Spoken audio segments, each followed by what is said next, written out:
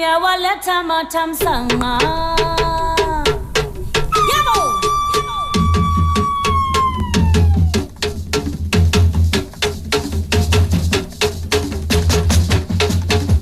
And we're going all the way to Jamaica.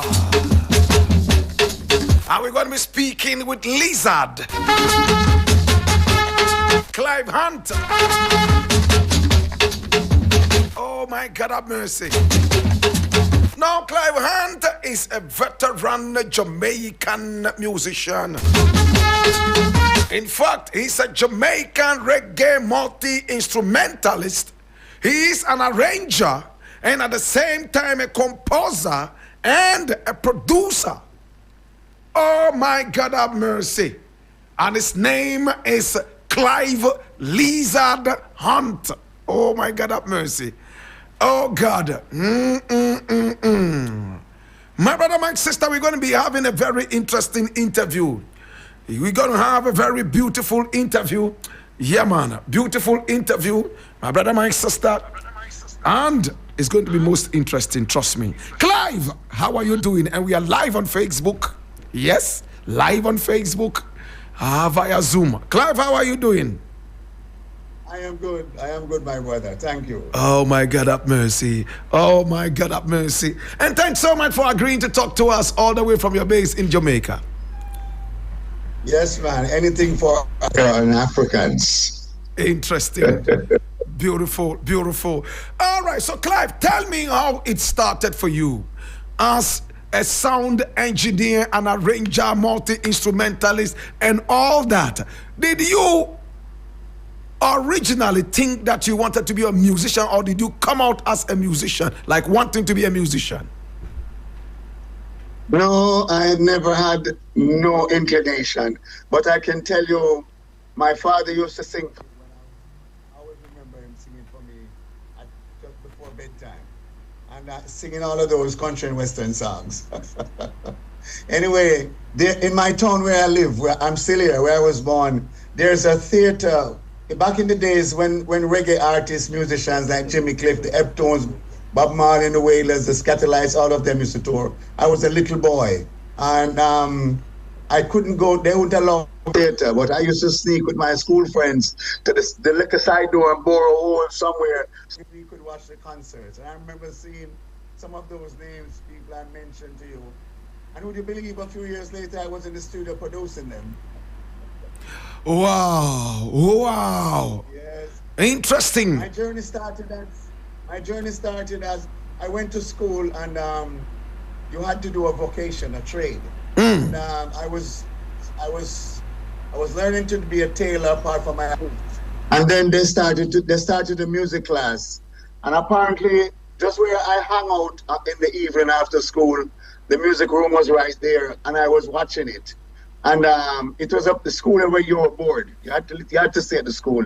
And maybe 6 weeks later, after the music class started, or maybe a couple months, they told me I had to go home for the holiday, Christmas holiday. And I really didn't want to come back home. I wanted to stay at the school. And they said, no, I had to come home.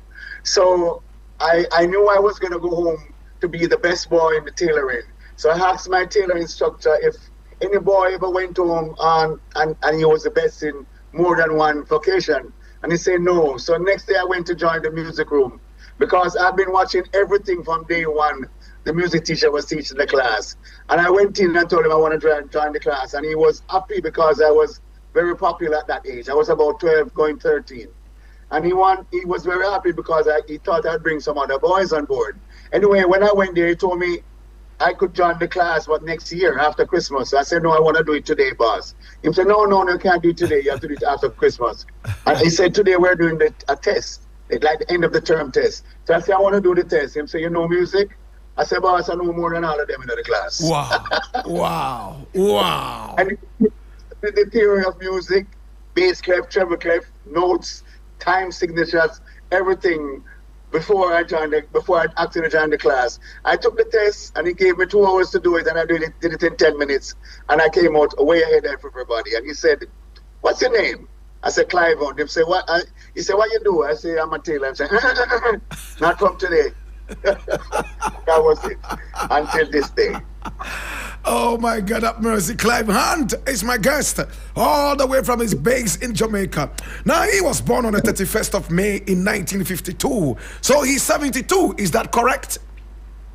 Yes, next month I'll be 73, and I'm proud. I'm still working with the young people and working with the same energy as when I was 20. What have you been eating and what have you been drinking? You don't look 72 at all. No, man. Well, as I say, my daddy was a Rasta man, so I grew up under that vibes.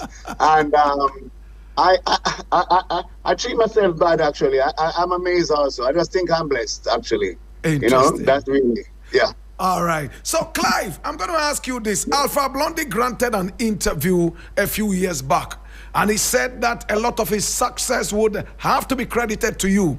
He said when he came to Jamaica, he was singing all English songs, and you were the one who told him to sing in his local dialect. Tell me about that, Clive.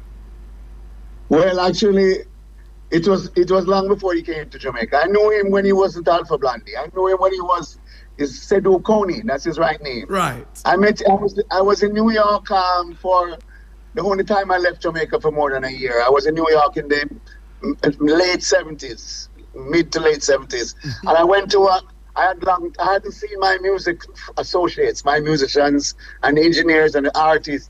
We're all friends. That is the life I have lived, always lived. So I went to Columbia University, and he was a student there. When I went there, I went close enough to the stage where everybody coming out from backstage would see me, all of the musicians and the artists. And it was Peter Touch, Max Romeo, Black Uhuru, and a few more, plus their bands. So I had noticed this man standing in a corner, this man with a big book, and he was staring at me. But what happened I realized he was staring at me because all of the musicians and the artists, when they run from backstage to go on stage, they see me and they run over and hug me and say, Clive, wait, don't move. Okay, and he come to me and say, who are you? I say, nobody. He say, who are you? I say, I am nobody. And he say, why these people talk to you? I say, oh, I am one of them. And he say, you sing? I say, no, I don't sing. I tell them how to sing. And then he told me the book in his hand was a book of songs. This is 3FM. Yes. Hello? Yes, I can hear you loud and clearly. Yeah, he told me that the book in his hand, it was a big book, Rasta. It was a big, thick book, 4 or 5 inches thick. And a big book, and he said the book in his hands were of songs. No, I was very excited about that, because I tell him my father preached Africa, Rasta, Haile Selassie. This was the first African meeting like this. And so I told him, I gave him my number and my address where I live in New York, and he came to see me the next day, and I set up a studio. I was the only one in the studio, so I set everything up to record, bass, drums, guitars, organ, piano, microphone. So when he came with his girlfriend, which incidentally was a Jamaican girl at the same Columbia University. I see. When he came to the studio, I sat at the piano and I said, okay, sing me a song. And he said, oh, I don't sing. Wow. I said, what? Sing me a song. And he said, oh, I don't sing. So I say, so what is that book for? He said, oh, it's only lyrics. I said, no, I don't work in lyrics only. I'm sorry. I'm not in the book. Into music. And he said, oh, no, I'm sorry, I don't sing. So I was very disappointed. So I started to play Bob Marley's War on the piano. Ching, ching, ching, ching, ching, and talking to him. We're both talking. But he stopped talking. I noticed him he was amazed at me playing the piano. And his hands just started to sing Bob Marley's War in French. I never heard anything like that in my life. Wow. Just say, here, and say, entree, da da da da, da da dee da da da dee dee da, da da da da. They say, here. I said, my God. And I just get up and I walk to the control room, stop the tape, rewind the tape, and just start to play it. And when he heard it, he said, that's my voice. Wow. And I said, Virgin, you still can't sing. He said, oh, no, I don't sing. I said, you can sing. What? And then I said to him, don't you have not even one of those lyrics in melody? And he said, oh yeah, I think I have one song in here with a little melody. And he found the song. I said, let me hear it. And it was a song, you might know the song, or Africa might know the song. It goes like, Buri, Buri, yes, of course we know it. And when he did it, man, I said, I was so happy. And over the time we were together, I said we'd record maybe 6 or 7 or 8 songs, but he got sick. We became very, very close. He got sick, bad. Him smoke a spliff. Somebody in New York gave him with something in it, and he ended up in the madhouse, man. Oh, okay. Yeah, you wow. know the story he told me about it. No? Wow. Yes, he was there like Bellevue for 1 year. So I left Jamaica, I didn't see him again. And then I'd always speak to my friends in New York, ask them to see my friend Sedu. And then after a year, he came back in the street, but he was still sick. And I lost touch with him totally. Wow. Going fast forward to 1991, my life went through many changes too. I was in a rehab in Kingston. And #1 reggae song all over the world, named Putting Up Resistance with Barry Salmon. Yes. Putting Up Resistance. Yes. Yes. Africa knows that. Yeah. I was in the room for 4 months, and I never tell nobody who I am, what I do, or nothing. I was just there to recover, to be a normal person again. And then there was an interview with Barry Salmon on the only TV in the complex, and everybody said on the TV, the doctors, the professors, everybody, residents, nurses, and they were interviewing Barry Salmon. And the guy said to Barry, how did you do this song, man? This song is fantastic. And Barry said, oh, I only sing. It was Clive. And the guy said, Clive, where is he? And Barry said, oh, you soon see him. He's taking care of some business. He'll be back. And then the whole room turned around and looked at me and said, and a lady, she said, is he talking about you? I'm going to say, yeah, man. And then she was a counselor from England. So she asked me if I ever heard of Alpha Blondy, and I said, no, never. She said, how come you're so big and you don't know about Alpha Blondy? I said, no, I heard the name, but I don't know him. What, and she said, she went back to England a month later and came back with a CD, and she ran from the airport in a taxi. And she ran, she said, Clive. And she gave me the CD and said, this is Alpha Blondy. I said, Sedu. She said, no, Alpha Blondy. I said, this is my friend Sedu. And this we connected 3FM. I came to Ghana with him. We drove from Cote d'Ivoire to Ghana. I went to Labadi Beach and quite a few places. Oh, you've been to Ghana before? Oh, my God, have mercy. I have 2 Ghanaian children. Yes. Oh, 2 Ghanaian children. Okay. Wow. Interesting. Kofi and Nayeli. This is 3FM. Oh, Clive. Yes. So, it's a long journey. Yes, it is. Clive, would you say that you were the first to record Alpha Blondy? I was the first to take him into a recording studio. He never saw one in his life. I can tell you that, yes, for sure. Wow. How do you feel right now that is one of the biggest reggae artists in the world? I am happy. I feel blessed to be a part of his journey. I just wish we'd still be working together. Yes, but I heard his last recording with his last release a month ago with Capleton. Right. I think it's but you should have called me. I would have or I would send the music to me. I'd fix it and send it back to him. Yeah. But this is my personal ego, maybe. But I love him, and I'm happy for what he has done, and I look forward to work with other artists from Africa. Let me tell you in a little concise way. Right. One of the main reasons why we don't work together anymore, he doesn't want me to work with no other African but himself, and I can't do that. Oh wow, is that true? Yeah. Alpha Blondy doesn't want you to work with any other African artist except him. Yes, and I said, no, man, come on. That sounds selfish. Let me tell you something. I am a man who Bob Marley asked me maybe 5 times to work with him, and I said no. Wow. I didn't work with him. I worked with Peter Tosh. And Bunny Wheeler's asked me 2 or 3 times to work with him. I said no. You know what I mean? I work with Peter Tosh. Me a Rasta man picnic now. Really Rasta man picnic. So I have that revolutionary rebel thing in me. And we just look at people and say no. And Alpha, when Alpha said that to me, I was like, yesterday he wasn't giving me any guarantees about, we work whenever I want you work, but don't work with nobody else. So I was asked to do some work with Tickinja for Coley. Right. And I said no, because Alpha, I tell my agent, said no, I don't want to do it because Alpha don't want me to do. And the guy said, oh no. Wow. Anyway, a little bit later, Tickinja's people contacted me and told me that he's coming to Jamaica, and if I could make some recommendations for him. So I recommend him to work at Tough Gang Studio, Bob Marley Studio. Right. And the crew at Tough Gang Studio is my crew. I train them, they work for me, they do anything I say, basically. And so they came there and they work. And when the Ticking Jazz album came out, they credited me by saying, special thanks to Clive Hunt. And Alpha saw that and he was very angry. He didn't want to hear nothing from me from This that. is 3FM. Wow. The relationship go boom. But that's how it go, man. That's how it go. But why would Alpha Blondy not want you to work with any African artist and be angry that you work with Tiken Jaffa Cole? I don't understand humanity. I'm sorry. I'm just a simple musician. I don't know what goes on in my head. I don't know if it's God make man some way or man make themselves some way. So that's all I can tell you, my brother. Why did you refuse to work with Bob Marley and also with Bunny Wailer? Well, I admired Bob a whole lot.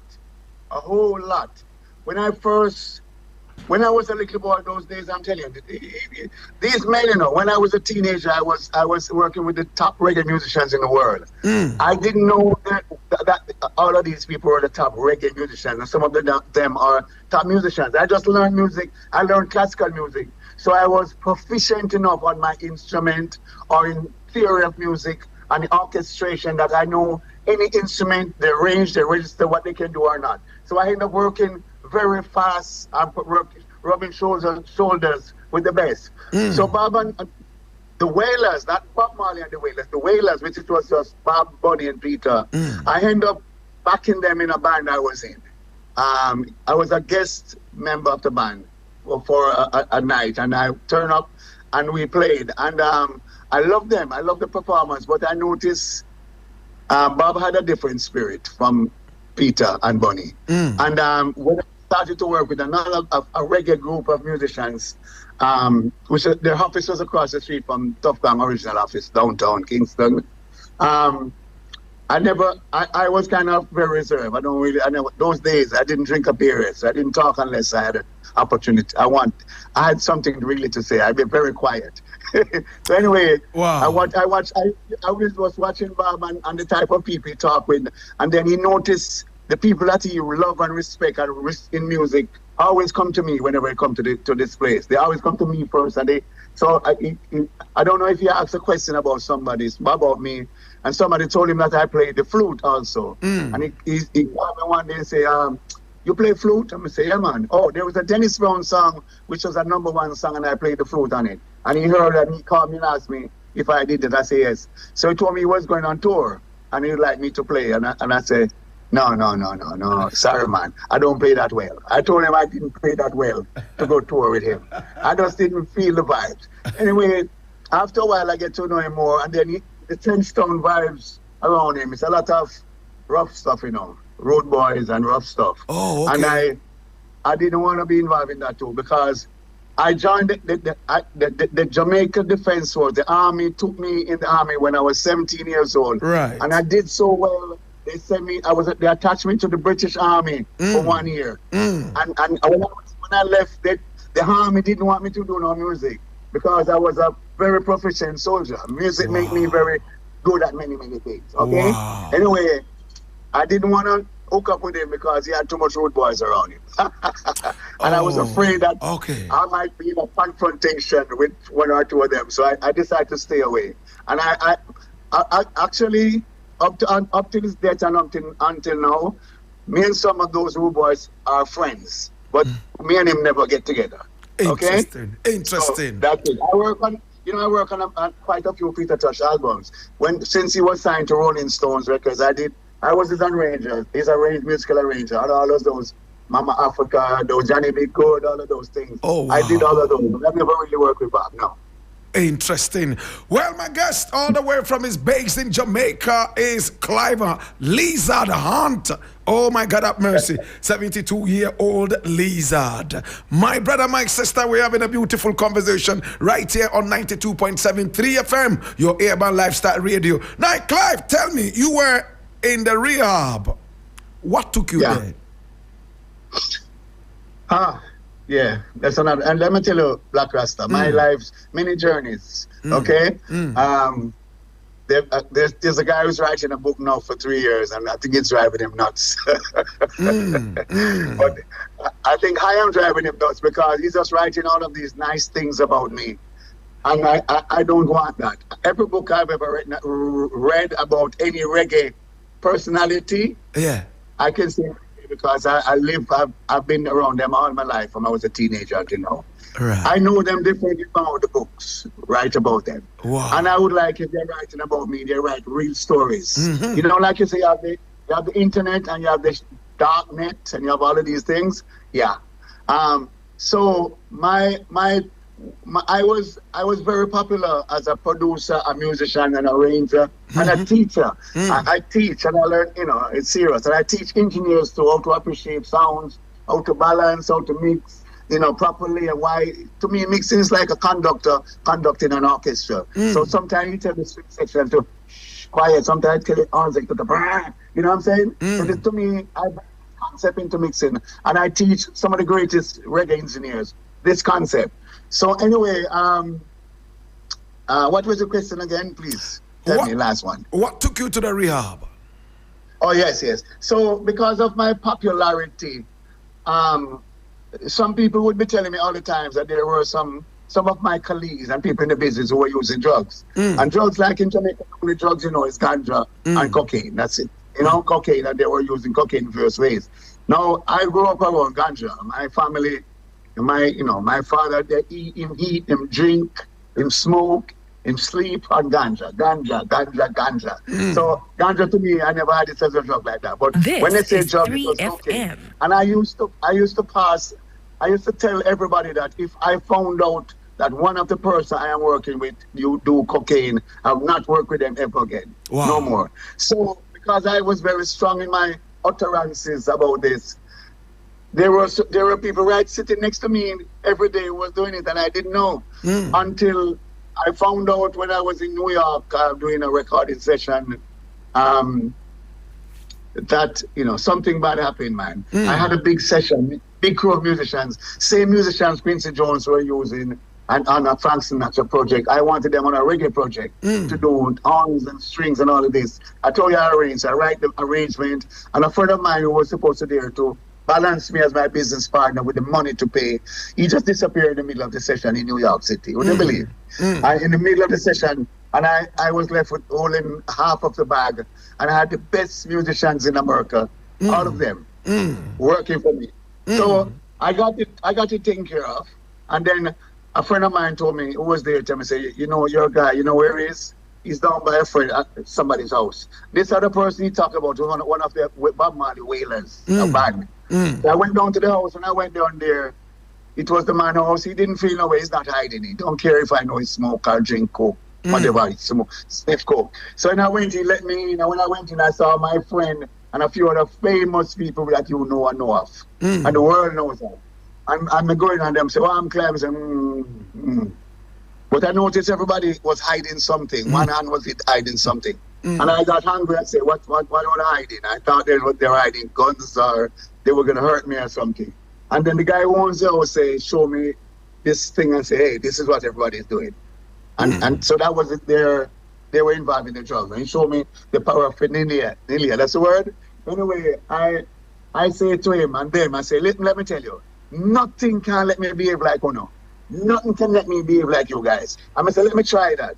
And I tried it, and I was like, oh, and I started to swear. I said, hey, this is disgusting. And I started to curse them, some terrible curse. And I left. And the same night, it was night, you know, and I didn't know the signs of people use this thing. So I went to another friend's house, and he and his wife were there. And if I had known what I know then, what I know now, I would have been good. But I was there telling them what happened, and the woman was in her ceiling, cleaning the cobweb in the ceiling at 1 a.m. The man was doing something very active in a loft in New York City. And she said to me, oh, Clive, you didn't try to write it. Let me show you. And she came down, set up the whole thing and tell me to take a pull. And let me tell you, Rasta. It took me 11 years from that moment. My whole life went from there, I was rubbing shoulders with movie stars, Rolling Stones, all of these people, biggest names in music business, working in the best studios with the top producers, and they love me because I'm still basically, I was still basically a poor Jamaican boy. Studio owners would love me to give me the studios with nobody when I'm not working. I mean, studios with Barbara Streisand, Frank Sinatra, Steely Dan, Stevie Wonder, everybody. I could go in there if nobody's working on the weekend. I have the studio for myself. And at night, too. So anyway, this incident at not one of these studios. Anyway, when the woman let me try that thing, man, my whole life changed. And it took me 11 years. I lost my children, my friends, my goes right down to my mother, everybody. Oh my God. And I was living in the street. I was living in the street in New York and Philadelphia, then Miami. Then I got myself sent home to Jamaica. I thought it would be best. I came to Jamaica. It was just here, just like New York City. It was the same way. My you know God. I mean? But there are some people who obviously does this thing and you walk and see them. But what I discovered is there's a lot of people in societies, including pastors, politicians, so on, who does the same thing too. Was and it cocaine? Because they reveal themselves to you only if they know you're a user. Right. Then. So I was living like this, sleeping under my friend's cellar on his veranda with his dog. I had a friend. He was in a band named Chalice. Okay, you know Chalice, that man? Yes. Peter Bota. They have a big song we love in Africa called Peter Bota. Oh, yeah? Yeah, Peter Bota is a Batman. Oh, Batman is big all over Africa from Chalice. Yes. Their first song was one of my songs, you know, Good to Be There. It will be good to be there. You know that song? Yes. It was their first song. Oh. And anyway, I went on his veranda at night when he went to bed with his wife and his children. I sleep on the porch, front porch. And he found out and he wake up sometimes and say, Clive, man, oh my God, please stop this. And I'll go and I'll still come back every night. And I know he wouldn't chase me away. We love each other like brothers. See. Anyway, he got a big German Shepherd dog. Oh my God. God. For the yard. And the first night I went there to the dog, I had a box with KFC. Oh my and I God. going the dog was standing, he didn't bark, he just standing looking at me. And I just opened the box and gave him a chicken leg. And we became best friends. I see. Oh, so you were addicted to cocaine for about 11 years, right? Are you off For it 11 now? years. Yes, and then I went into a friend of mine I was teaching a friend, an engineer, he's a big engineer for the lighting company in Jamaica, to give electricity. And I was teaching him to play the bass guitar. And a friend of his came by who was a teacher and showed me a newspaper clipping that there was a rehab in Jamaica. I was very excited. So I tell him to take it to my mother because she not want to talk to me or see me. So my mother see this because she'd be very impressed, you know, their appearance and their utterances. So he went to my mother's house, showed her the newspaper, showed her the clipping. And my mother sent somebody to take me to the rehab. And I eventually there was two of them. And I eventually went there and they eventually accepted me. They didn't want me in there because I was too in their hype. I knew I was too I was too into myself. I know too much superstars. So I walk in the room and I'd be like, even though I'm a dirty, stinking drug addict, I still have my shoulder cocked up and my head up in the sky, you know what I mean? Anyway, they accepted me and I spent 6 months in that rehab. And when I came out of the rehab, that same song, as I told you, was number one, Putting Up Resistance. Yes. And I went to Barry Salmon. They told me to just come out to leave the rehab one night suddenly without warning. I didn't have a date to leave. They just told me to leave. Wow. And I didn't have no money, nothing. And I live far, very far rural, like my house in the country right now.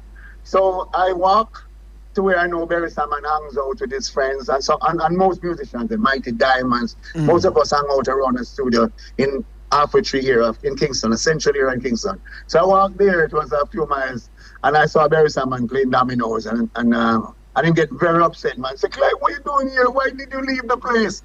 I said, Barry, stop, shut up, man. They told me to leave. And he said, what did you do? I said, I don't do nothing. They tell me to leave. No.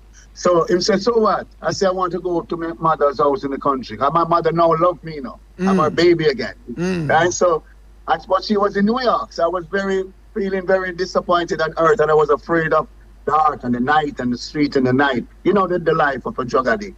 So they gave me his brand new SUV.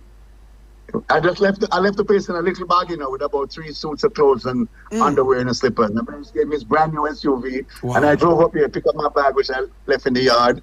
Everybody was watching me. I drove back to Berry's and he said, what now? I say, put me in a taxi and let the taxi take me to my rural country, to my mother. And Berry said, why?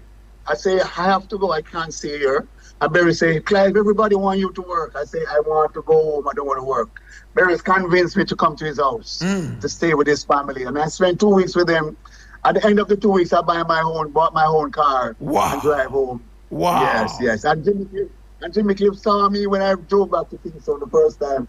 And actually, I thought he was drunk. He banked his car on me and pushed me up the sidewalk and said, Clive, you didn't put it up resistance? And I say, yes. He said, I'm on my way to the airport. When I get back, please, in 2 weeks, could you come to meet me at my house? And I measured the days, 2 weeks exactly. I went to his house. I had breakfast with his manager, who's a South African guy. And he asked me to produce 2 songs for me. It was in an album, 18 songs. He said he respected me. He said he wanted me to choose the first 2 songs. I said, Jimmy, who else is going to produce? He said, Slab is going to produce 7. And then Tucker is going to produce 7. Computer Paul is going to produce 2. So because he want me to make the choice of the first 2. I said, Jimmy, no, let me tell you. Sly and Robbie cannot produce anything. And the Doctor cannot produce everything and anything. And Computer Power too. So I tell you, after everybody pick all of their songs, any 2 songs which is left that you want on your album and they didn't pick, I will produce it. And his manager get up and say, hey, I love this guy. And that's how the relationship started. I did 3 albums to date with him. At least 3 albums, plus a few songs for the movie Speed 2 and the song I Can See Clearly Now for Oh, was that your production? Song. You did that? Yeah, man, all of those. Yeah. Whoa, wow. This is 3FM. So my guest in the studio, oh my God, from his base in Jamaica is Clive Hunt. And he's worked with so many superstar artists like Shaka Khan, Stevie Wonder, Peter Tosh, The Wailers, Grace Jones, Max Romeo, Pablo Moses, Jimmy Cliff, Johnny Clark, Judy Mowat, Devon Irons, and many more, including Tiken Jaffa Kohli. Now the interesting thing is that, in fact, the only African artist in this list is Tiken Jaffa Kohli. Of course, he also did something with Alpha Blondy, as he mentioned to us. Oh my God, have mercy. But let's have a feel of some of these wonderful tracks that, he produced. This is one of them from Barry Salmon. Yes? Yeah.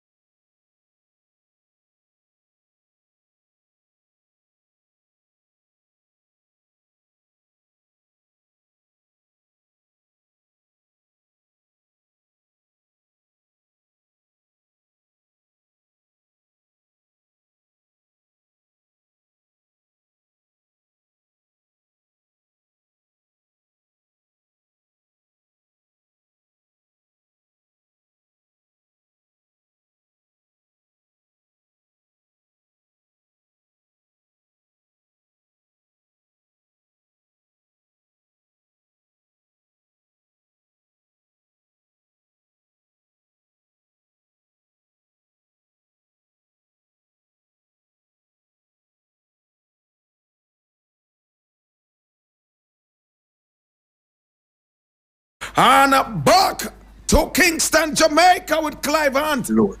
Oh, Clive. Oh, Lord, God have mercy. So we just played Putting Up a Resistance. That featured you, Roy, right? Yeah.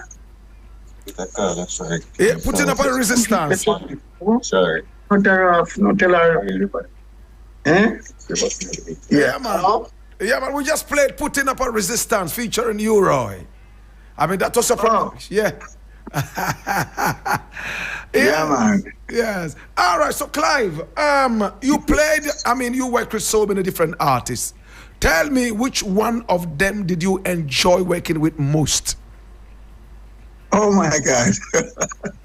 Well, no. That's difficult for me. Blakk Rasta. I always tell people this might be a letdown answer, But I make so much music every day. I make music like a tailor makes shirts. But the people, some of the songs I've worked on, I remember. Some of them I will talk about because they become so outstanding. Right. And I'm being reminded of them all the time, like Right. putting up a system.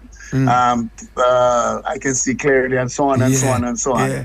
But to tell you, I really enjoy the people. The people I work with. Right. Yeah, man. But it's kind of difficult for me. You kind of catch me off guard. But I've worked with Dennis Brown, Gregory Isaac. Yeah. Betty Wright, Shaka Barry Chan. Salmon. These people were good friends. Those people, if they don't hear from me for a little while, they'll come to my mother's house. They come to my community as big stars. They'll drive there and they'll be asking people. As people see them and say, and they say, excuse me, do you know a man named Clive? And they say, yes, where he lives. And they'll find me, or they say, oh, his mother lived there, or his brother lived there, or his, you know what I'm saying, sister lived there. So I really enjoy relationships like that because this is a business where people forget you very easily. That's correct. And when you do some work, like me, you notice lately, you see me doing a lot of promotion, my team around me. For 50 odd years, I stay hidden. I stay like in the closet making music. And people would always be telling people, oh, I did this, I did this, I did that, we did this, we did this. And then, like, for example, a song named Jack Cure had a big hit a few years ago. It goes like, when I found that girl, you know it?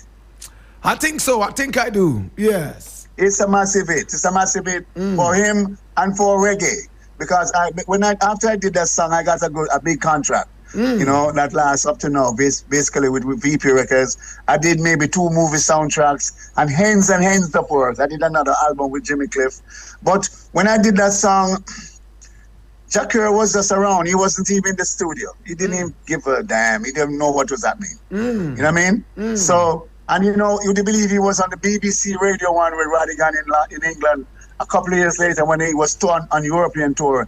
And Radigan did an interview and he said, I produced that song and all of this. So Radigan was there, really? I said, yes. And he said, oh my God. So after the interview, Radigan called the engineer. His name is Greg Morris. He works with Protege and Steve Marley a lot. And he called Greg and, they were in the BBC studio and he said, Greg, did Jack really produce that song? And Greg said, him says so. And then Radigan said to him, so what is Clive Hunt name doing on the album? And Greg said, Radigan, don't you know what Clive Hunt do? And he said Radigan show with the CD and said, bloody hell. so Elizabeth, Elizabeth, my business partner, she's from Ghana there too. Yes. She's from Accra. Yes. I know her when she came to me and, maybe 2 years ago, I said, Clive, I've known you from I was 21. Now I'm almost 70. And you were always one of the best, and nobody knows about you. I'm going to spend the rest of my working days working with and for you. Her name is Elizabeth Plan. She's from there. Yes, I know Elizabeth. And all of that, the family there. Right. And she's been helping me. She's been promoting me all over the world. Now everybody is walking around calling me, asking me, who is promoting you?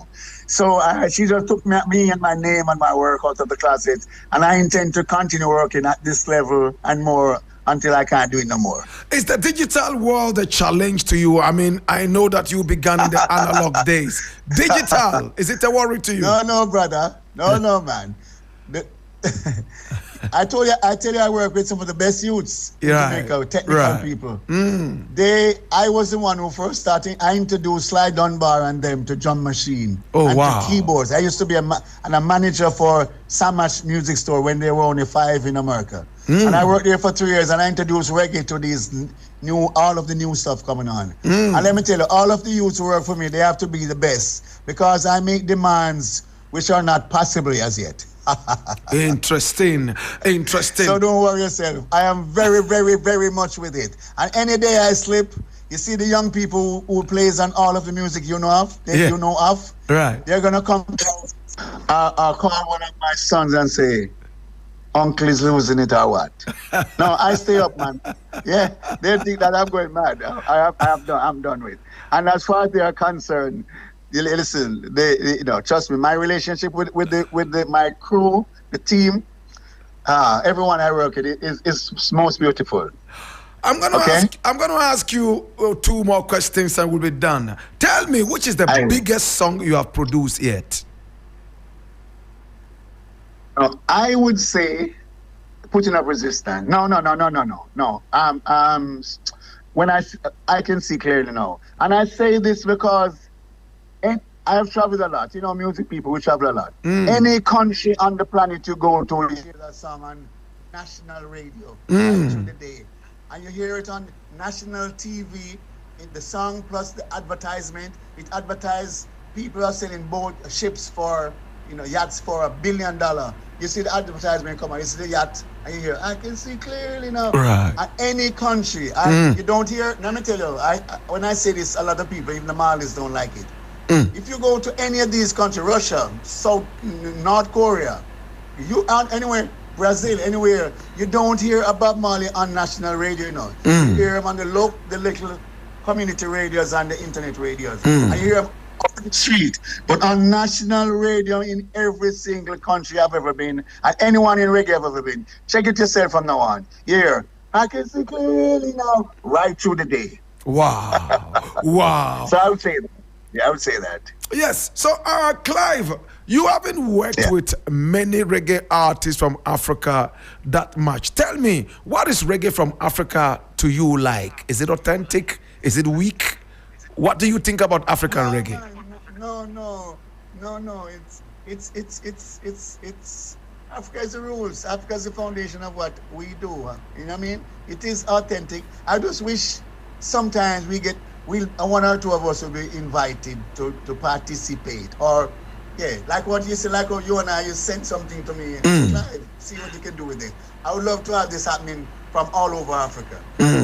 Recently I lost my sight, but that don't stop me. I'm moving same way, and I intend to be in Africa later this year, and I want to move all over. I speak to our friends in Ethiopia. I have Rasta men who I see live, and I say, brethren, I'm going to help you to go to. Wow.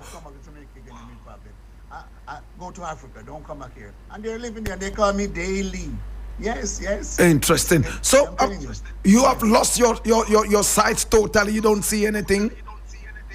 No, I only see light and darkness. Not even on the phone. Even you're talking to me, I can't. But I see the phone is just a black spot in front of me.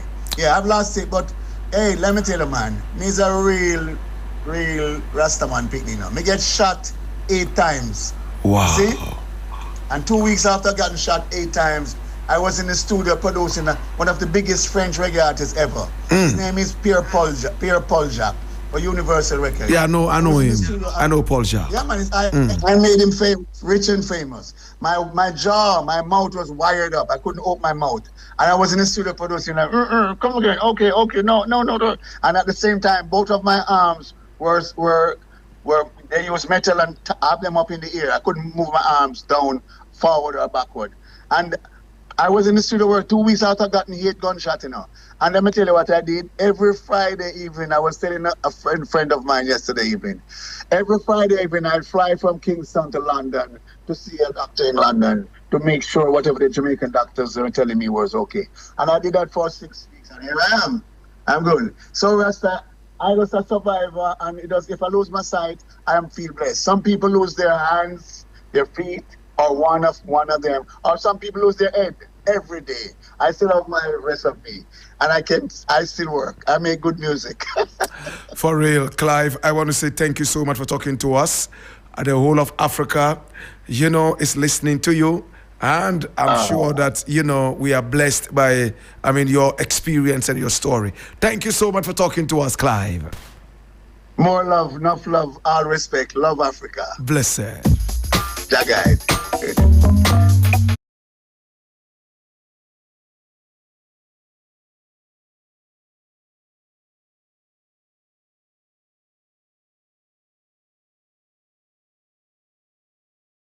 Clearly known for him the biggest reggae song he has ever produced. This